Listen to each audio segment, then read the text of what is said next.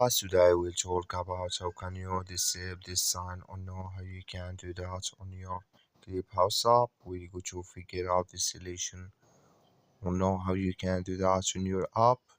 So you just follow these ways, then it's going to work with you. So all you have to do, so you just go above your photo profile, click on it here.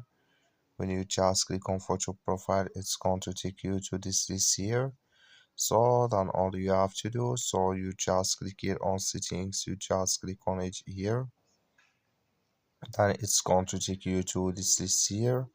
So then all you have to do now, you just come here to Spatial here audio, just click in this sign or this color.